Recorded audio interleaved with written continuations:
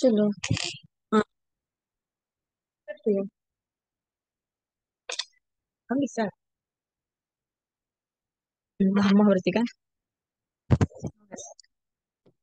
Assalamualaikum warahmatullahi wabarakatuh.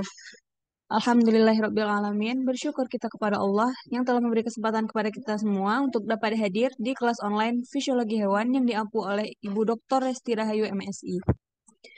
Baiklah, kami dari kelompok 3 akan mempresentasikan hasil diskusi kami mengenai nutrisi dan metabolisme, yang mana anggota dari kelompok 3 itu terdiri dari Sania Habli Maisa dengan NIM terakhir 2002, Yunia Puspa Larasati dengan NIM terakhir 2004, Asyifa Aldila Zuhri dengan NIM terakhir 2008, Syafira Perdani Safitria Hanafi dengan NIM terakhir 2016, Jamila Naflah dengan NIM terakhir 2018, dan Yola Arti Syahyani dengan NIM terakhir 2020. Di kesempatan kali ini kami akan membahas pokok-pokok materi, yaitu yang pertama nutrisi dan peran fisiologisnya, dan yang kedua metabolisme energi. Sedangkan materi ketiga dan keempat ini akan dijelaskan oleh kelompok 4. Baik, untuk materi pertama, yaitu nutrisi dan peran fisiologisnya akan dijelaskan oleh Sania. Kepada Sania dipersilakan. Baik, terima kasih kepada moderator. Selanjutnya saya akan menjelaskan materi mengenai nutrisi dan peran fisiologisnya. Nutrisi merupakan zat-zat penting yang berasal dari makanan yang telah dicerna dan diolah oleh tubuh menjadi zat yang berguna dan berfungsi untuk membantu serta memelihara jaringan tubuh, peroleh tenaga, dan mengatur sistem fisiologi pada tubuh. Nah, pada hewan, nutrisi merupakan substansi makanan yang diperlukan oleh tubuh hewan dalam keberlangsungan proses fisiologi dalam tubuhnya. Adapun nutrisi yang dibutuhkan oleh hewan yaitu lemak, yang mana lemak itu merupakan zat gizi esensial yang berfungsi untuk sebagai sumber energi dan penyerapan vitamin. Selanjutnya yaitu ada karbohidrat dan protein, di mana protein merupakan sumber energi dan berfungsi sebagai penyerapan vitamin. Yang mana protein merupakan zat pembangun dan memelihara seluruh sel dalam tubuh. Dan selanjutnya yaitu ada mineral dan vitamin. Nutrisi dapat diperlukan untuk beberapa hal. Yang pertama yaitu sebagai sumber energi dalam menjalankan aktivitas dan metabolisme seluler. Selanjutnya yaitu senyawa kimia, sebagai senyawa kimia pembangun struktur sel dan molekul-molekul kompleks. Dan selanjutnya yaitu berfungsi sebagai senyawa-senyawa yang penting dalam reaksi biokimia seperti enzim dan prekursornya. Nah, baiklah, demikian materi dari saya, dikembalikan pada moderator. Baik, terima kasih kepada Sania yang sudah menjelaskan materinya. Berikutnya, senyawa mineral yang sangat penting bagi hewan akan dijelaskan oleh Yunia. Kepada Yunia dipersilakan.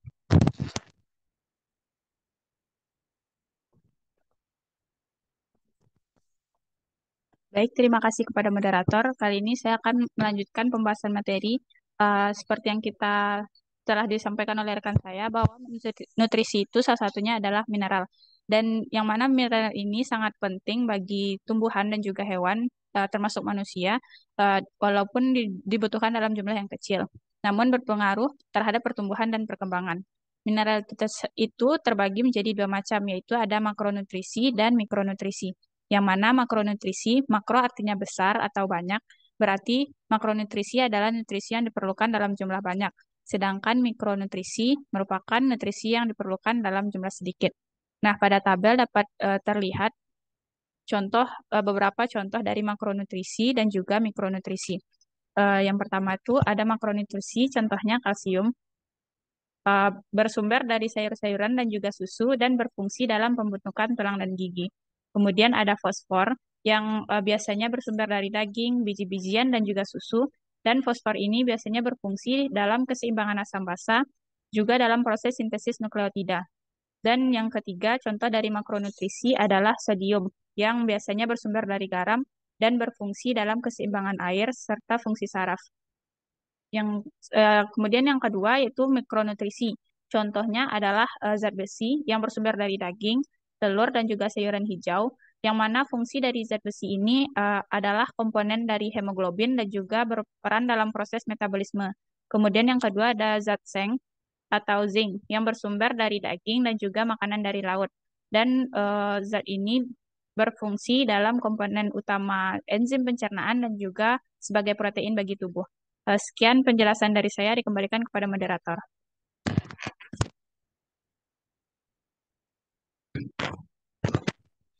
Baiklah, terima kasih Laras. Seperti yang dijelaskan tadi, bahwa nutrisi itu salah satunya adalah mineral. Selain itu, jenis nutrisi yang dibutuhkan bagi tubuh itu adalah berbagai vitamin yang memiliki fungsi-fungsi tersendiri bagi tubuh kita. Yang mana vitamin ini terbagi menjadi dua, yaitu vitamin yang larut dalam lemak dan vitamin yang larut dalam air. Nah, vitamin yang larut dalam lemak ini contohnya adalah vitamin A atau aserostol, yang mana bersumber dari sayur dan buah-buahan, yang fungsinya itu sebagai komponen pigmen penjaga struktur epitel. Yang kedua itu ada vitamin D, atau yang biasa dikenal dengan kalsiferol atau juga ergosterol, yang mana bersumber dari susu, kuning telur, dan dibentuknya di kulit dengan bantuan cahaya matahari. Nah, fungsi fisiologisnya sendiri di tubuh kita ini adalah membantu absorpsi kalsium dan juga fosfor, serta memacu untuk pertumbuhan tulang. Nah, vitamin berikutnya yang larut dalam lemak adalah vitamin E atau tocopherol, yang mana sumbernya itu berasal dari minyak sayur, kacang, dan juga biji-bijian. Yang mana fungsinya ini di tubuh kita sebagai antioksidan, pencegah kerusakan membran sel dan molekul lainnya. Vitamin vitamin yang larut dalam lemak lainnya itu adalah vitamin K atau phylloquinone. Sumber dari vitamin K ini bersumber dari sayur-sayuran, teh, dan disintesisnya di dalam tubuh oleh mikroba. Yang mana fungsi fisiologisnya dalam tubuh kita memiliki peran penting dalam proses pembekuan darah. Selain vitamin yang larut dalam lemak, ada juga vitamin yang larut dalam air. Contohnya adalah vitamin B1 atau tiamin yang bersumber dari legum, biji-bijian, dan juga daging. Fungsi fisiologisnya dalam tubuh yaitu menjadi koenzim yang penting dalam pelepasan karbon dioksida dari ikatan organik. Kemudian vitamin B2 atau riboflavin yang bersumber dari daging, susu, sayur, dan juga biji-bijian. Nah, fungsinya sendiri itu untuk sebagai komponen koenzim FAD. Vitamin yang larut dalam air berikutnya yaitu niacin atau asam nikotin yang bersumber dari biji-bijian dan juga daging. Fungsinya adalah komponen koenzim NAD di dalam tubuh kita. Kemudian vitamin B6 atau piridoksin yang bersumber dari daging, sayuran, dan juga biji-bijian. Fungsinya adalah koenzim dalam metabolisme asam amino. Kemudian ada asam pantotenat yang bersumber dari daging, susu, dan juga biji-bijian. Fungsinya dalam tubuh kita menjadi komponen asetil koenzim. Kemudian ada asam folat atau folasin yang bersumber dari daging dan juga sayuran. Fungsi fisiologisnya dalam tubuh kita adalah sebagai koenzim dalam metabolisme asam nukleat dan juga asam amino, serta juga berperan dalam pembentukan bumbung neural saat perkembangan embrio. Kemudian vitamin B12 yang bersumber dari daging, telur, juga susu, berfungsi sebagai koenzim dalam metabolisme asam nukleat dan juga berperan dalam pematangan eritrosit. Kemudian ada biotin yang bersumber dari legum, sayuran, dan juga daging. Fungsi fisiologisnya dalam tubuh kita adalah sebagai koenzim dalam sintesis lemak, glikogen, dan juga asam amino. Dan yang terakhir adalah vitamin C atau asam askorbat yang bersumber dari sayuran dan juga buah-buahan. Nah, fungsinya ini tentu sudah sering kita ketahui, yaitu seperti berperan penting dalam sintesis kolagen di tulang, kartilago, dan juga elemen matriks. Kemudian berperan sebagai antioksidan di dalam tubuh, membantu absorpsi Fe, dan juga membantu proses detoksifikasi.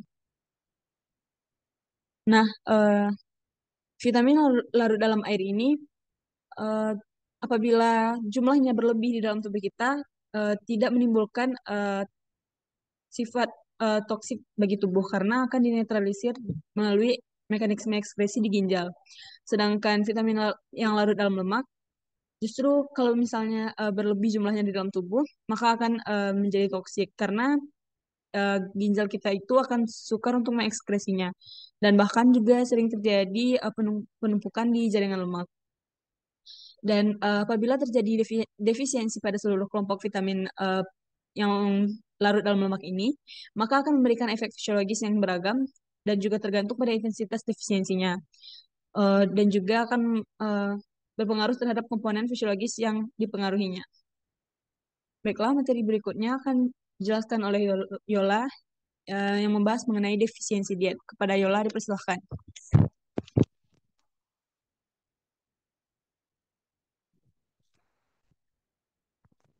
Baiklah, terima kasih kepada moderator. Selanjutnya saya akan menjelaskan mengenai defisiensi diet.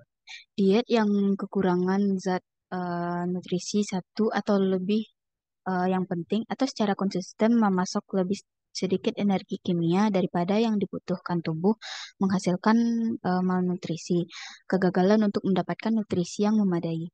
Malnutrisi mempengaruhi 1 dari 4 anak di seluruh dunia, mengganggu kesehatan dan seringkali mengganggu kelangsungan hidup juga. Kekurangan nutrisi esensial. Asupan nutrisi penting yang tidak mencukupi dapat menyebabkan kelainan bentuk, penyakit, dan bahkan kematian. Misalnya, rusa dan herbivora lainnya dapat mengembangkan tulang yang rapuh jika tanaman yang mereka konsumsi tumbuh di tanah yang kekurangan fosfor. Dalam lingkungan seperti itu, beberapa hewan pengembalaan mendapatkan nutrisi yang hilang dengan mengkonsumsi sumber garam atau mineral lain yang terkonsentrasi. Contohnya seperti pada gambar itu ada sebuah camoes remaja menjilati garam dari bebatuan yang terbuka di habitatnya. Perilaku ini umum di antara herbivora yang hidup di tempat yang tanah dan tanamannya itu tidak mencukupi. Seperti hewan lainnya, manusia terkadang memiliki pola makan yang kekurangan nutrisi penting. Diet dengan jumlah 1 atau lebih asam amino esensial yang tidak mencukupi menyebabkan kekurangan protein, jenis malnutrisi yang paling umum di antara manusia. Selanjutnya saya akan membahas tentang kekurangan gizi. Malnutrisi juga bisa disebabkan oleh pola makan yang gagal menyediakan energi kimia yang cukup. Jadi makanannya ini tidak mengandung energi yang cukup untuk tubuh. Dalam situasi ini, tubuh pertama-tama menggunakan karbohidrat dan lemak yang tersimpan, kemudian mulai memecah proteinnya sendiri yang berdampak seperti otot yang menyusut dan otak mungkin menjadi kekurangan protein. Gizi yang tidak memadai pada manusia paling sering terjadi ketika kekeringan, perang, atau krisis lainnya yang menyebabkan terganggunya pasokan makanan. Atau contoh lain, yaitu anoreksia nervosa yang melibatkan penurunan berat badan ke tingkat yang tidak sehat dalam usianya dan tinggi individu dan mungkin terkait dengan citra tubuh yang dapat terdistorsi. Sekian dapat saya jelaskan, saya kembalikan kepada moderator.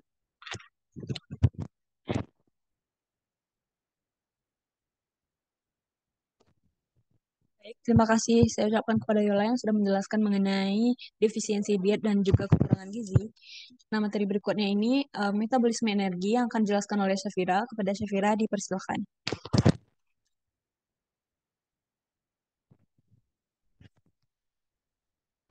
Baik, terima kasih kepada moderator. Selanjutnya yaitu materi tentang metabolisme energi. Nah, metabolisme ini merupakan proses reaksi kimiawi yang diperlukan untuk merombak bahan makanan yang pada sistem pencernaan, seperti merombak karbohidrat, merombak protein, merombak lipid. Jadi metabolisme itu akan mengubah makanan-makanan tersebut menjadi sebuah energi yang dibutuhkan oleh tubuh. Nah, energi ini tidak semuanya dibutuhkan oleh tubuh. Jadi nanti sebagiannya akan dibuang melewati proses ekskresi dan sebagian lainnya akan disimpan untuk keperluan tubuh itu sendiri. Nah, selain tujuan metabolisme itu untuk menghasilkan energi, nah metabolisme ini juga bertujuan untuk menjaga homeostasis. Berdasarkan eh, bentuk cara kerjanya, metabolisme ini terbagi menjadi dua, ada anabolisme dan ada katabolisme. Nah, anabolisme ini yaitu proses kimiawi yang terjadi untuk dari menyusun molekul-molekul yang sederhana menjadi molekul yang lebih kompleks. Contohnya pada reaksi fotosintesis pada tumbuhan. Sedangkan untuk katabolisme ini yaitu proses perombakan molekul ya. Perombakan molekul dari yang kompleks menjadi yang sederhana. Contohnya itu pada proses glikolisis, yaitu merombak dari karbohidrat menjadi gula yang sederhana. Selanjutnya, berikut ini merupakan bagian dari proses-proses yang terjadi saat metabolisme energi. Di mana metabolisme ini setelah kita mengunyah makanan, berarti kita akan mendapatkan energi makanan. Nah, energi tersebut sebagian akan diserap oleh tubuh dan sebagian yang lagi akan dibuang melewati feses. Kemudian energi yang diserap tubuh ini akan dimanfaatkan sebagai metabolisme dan sebagian lainnya itu akan dibuang melewati urin. Nah, energi yang digunakan untuk metabolisme ini dibagi lagi menjadi dua, ada energi untuk aksi dinamik khusus dan ada energi neto. Nah, energi neto atau disebut juga dengan energi bersihnya itu terbagi menjadi tiga. Ada untuk energi untuk pemeliharaan, energi untuk kerja otot, dan energi tersimpan. Nah, energi tersimpan ini fungsinya untuk pertumbuhan dan perkembangan secara periodik. Nah, untuk energi aksi dinamik khusus sama energi neto ini, dia akan sama-sama menghasilkan energi yang hilang dan eh, dia akan menghasilkan energi yang hilang sebagai panas. Sekian dari materi saya kembalikan kepada moderator.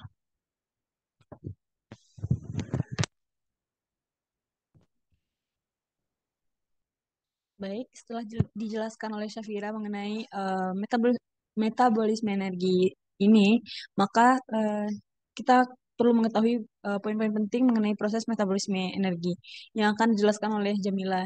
Pada Jamila dipersilakan.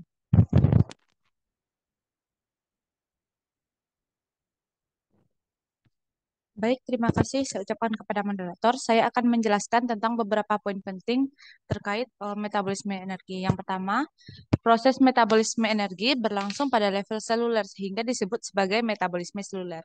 Akan tetapi, ada juga istilah metabolisme intermediate, yaitu reaksi-reaksi biokimia yang berlangsung di luar sel. Keseluruhan reaksi biokimia tersebut sebagian besar saling berhubungan satu sama lain. Namun, dengan berbagai mekanisme dan unit-unit terlibat yang berbeda-beda sesuai dengan jenis reaksinya. Di dalam sel, molekul-molekul organik mengalami perombakan dan sintesis secara kontinu, di mana beberapa molekul akan dipecahkan, sedangkan molekul-molekul lainnya dirakit menjadi unit struktural agar proses fisiologis tubuh berlangsung secara normal.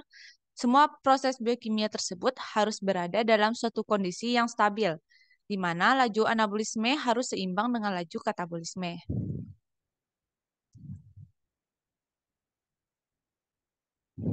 Energi secara sederhana didefinisikan sebagai kemampuan untuk melakukan kerja atau menimbulkan perubahan dan dapat diukur menurut jumlah kerja yang dilakukan selama terjadinya perubahan. Energi tak dapat diciptakan dan dihilangkan, tetapi energi dapat berubah dari satu ke bentuk lainnya. Misalnya, energi dalam bahan makanan berupa karbohidrat dapat diubah menjadi energi untuk menggerakkan otot tubuh, sehingga kita dapat beraktivitas. Berikut ini adalah gambaran alur sederhana metabolisme intermediate dan metabolisme seluler. Di mana pada lingkungan luar tubuh, yang berasal dari luar tubuh, terdapat makanan dan oksigen. Yang kemudian terjadilah metabolisme intermediate. Kemudian terjadilah metabolisme seluler. Kemudian terjadi lagi metabolisme intermediate dan terakhir dihasilkan zat sisa dan juga CO2 dan air yang yang ada di lingkungan luar tubuh. Sekianlah yang dapat saya sampaikan pada moderator. Saya kembalikan kepada moderator.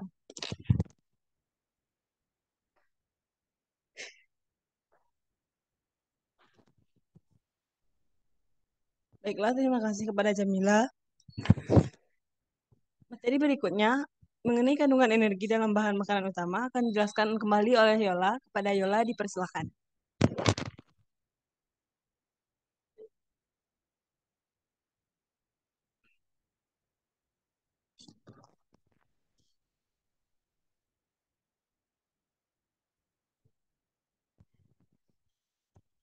Baiklah, terima kasih. Baiklah, terima kasih.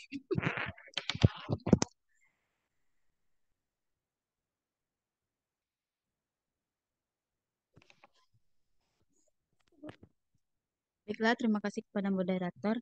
Selanjutnya saya akan menjelaskan tentang kandungan energi dalam bahan makanan. Bukan?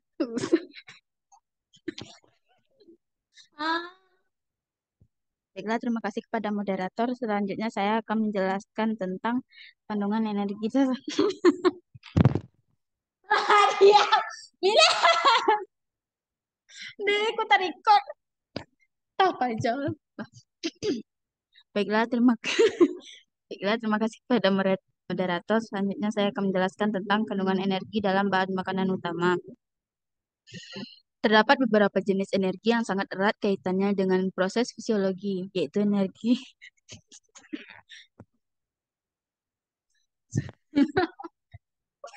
Lah, tolonglah jangan. Iku yang slide terakhir ah.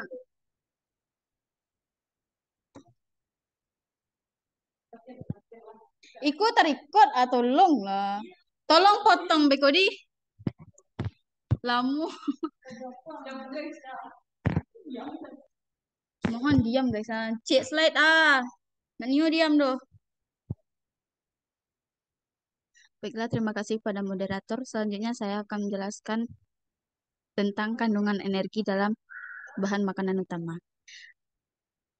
Terdapat beberapa jenis energi yang sangat erat kaitannya dengan proses fisiologi, yaitu energi kinetik molekul, energi potensial, dan energi aktivasi. Energi-energi ini sangat berkaitan dengan molekul.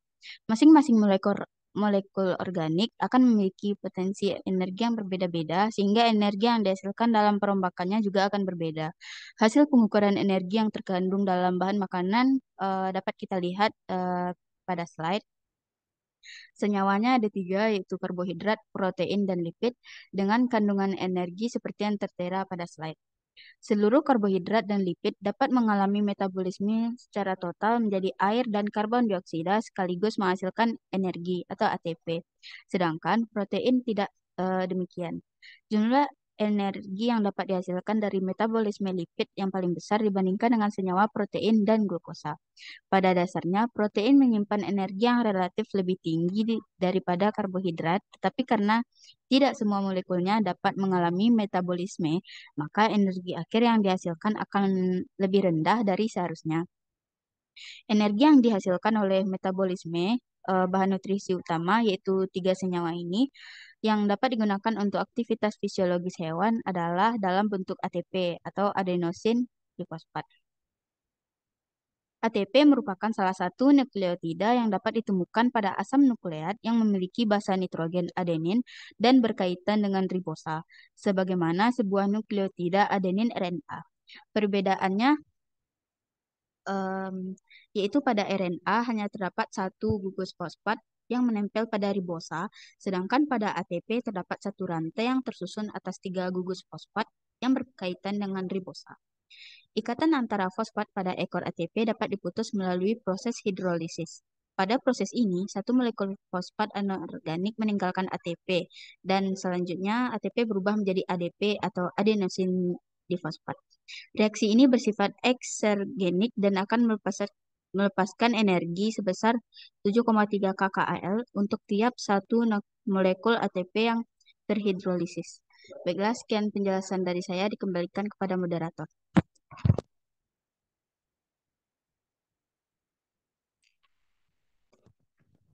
Baiklah, terima kasih. Saya ucapkan kepada Yola yang sudah menjelaskan mengenai kandungan energi yang terkandung dalam bahan makanan utama. Baiklah, sepertinya hanya itu yang dapat kami sampaikan mengenai metabolisme energi. Apabila terdapat banyak kesalahan, kami mohon maaf. Dan apabila rekan-rekan semua memiliki tanggapan, saran, dan juga pertanyaan, dapat disampaikan kepada kami. Kami akhiri. Wabillahi taufiq wal hidayah. Wassalamualaikum warahmatullahi wabarakatuh. Waalaikumsalam.